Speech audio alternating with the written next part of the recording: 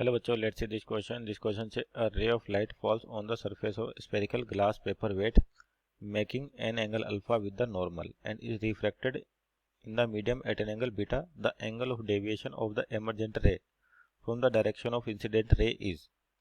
तो यहाँ देखिए आपके पास सबसे पहले तो की कॉन्सेप्ट की बात करें, आपके पास यहाँ पर की कॉन्सेप्ट। तो की कॉन्सेप्ट क्या है, बेसिकली अपने को एंगल ऑफ डेविएशन चाहिए, और किसके लिए, जब आपके पास लाइट किस पे करती है, पेपर ग्लास वेट पे, यानी कि एक तो यहाँ पे लाइट का रिफ्लेक्शन होगा, तो यानी कि एक तो की कॉन्सेप्ट लिख सकते हैं reflection of light, reflection of light, और क्या कह सकते हैं साथ में आपके पास डेविएशन। इसी के अंदर क्या चाहिए अपने को, डेविएशन चाहिए, कि डेविएशन ऑफ लाइट। तो दो चीजें कह सकते हैं अपने पास कि रिफ्लेक्शन फिनोमिना, और उस रिफ्लेक्शन की वजह से लाइट में कितना डेविएशन आ रहा है। डेविएशन का मतलब क्या होता है, पार्ट लाइट जो है उसकी इनिशियल डायरेक्शन से, और जब वो ग्लास पेपर वेट से बाहर निकलती है तो उसकी फाइनल डायरेक्शन, तो इनिशियल डायरेक्शन और फाइनल डायरेक्शन में कितना एंगल का डिफरेंस आता है, वो एंगल ऑफ डेविएशन कहलाता है। जैसे यहाँ पर सपोज करिए इस तरीके से दे रखा है, ये आपका स्फेरिकल ग्लास पेपर वेट हो गया इस तरीके से, और ये इसका सेंटर हो गया।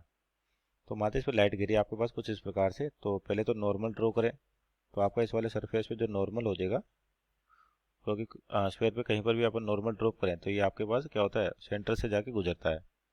तो ये हो गया आपके पास नॉर्मल, और ये एंगल दे रखा आपको अल्फा। अब क्या होगा, यहाँ पे लाइट जो आ रही है रिफ्लेक्ट होगी, तो हमारी कुछ इस प्रकार हो जाएगी, और ये एंगल क्या हो जाएगा, बीटा हो जाएगा आपके पास। मान लेते कि, और दे भी रखा अपने को बीटा है।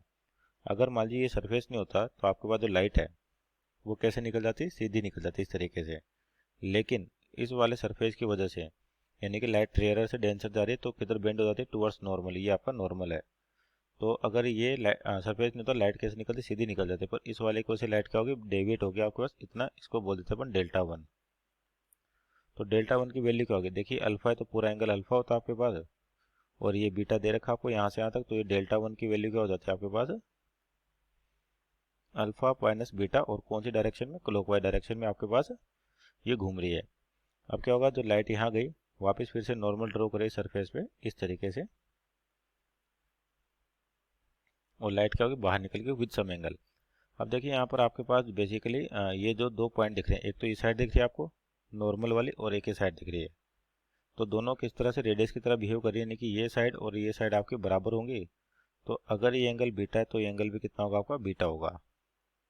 और ये बीटा है तो फिक्स है ये अल्फा होगा। अपने पास लॉ ऑफ रिफ्लेक्शन की हेल्प से बता सकते हैं कि जिस एंगल पर इंसिडेंट की जाए और रिफ्लेक्ट होकर लाइट बाहर निकलती है, अगर उस रिफ्लेक्टेड एंगल पे इंसिडेंट का है, तो जो आपका इंसिडेंट एंगल है अब वो क्या बन जाता है, रिफ्लेक्टेड एंगल बन जाता है।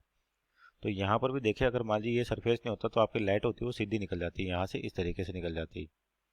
लेकिन क्या हुआ, लाइट बेंड हो गया आपके पास, यानी कि इस तरीके से। तो सपोज कर इसको डेल्टा टू कह देते हैं, और डेल्टा टू की वैल्यू क्या आती है आपके पास, यहाँ देखिए ये बीटा है, तो आपके पास ये एंगल जो होता है ये इतना सा क्या होता, बीटा होता, और ये पूरा एंगल कितना, अल्फा है। तो डेल्टा टू कितना बचेगा, alpha minus beta, alpha minus beta, और ये भी कैसा है, क्लॉकवाइज मिल रहा है अपने को। तो डेल्टा नेट निकालते हैं, नेट डेविएशन। तो delta one plus delta two, यानी कि two times of alpha minus beta हो जाता है आपके पास, और कौन सा, clockwise. So our final answer two alpha minus beta.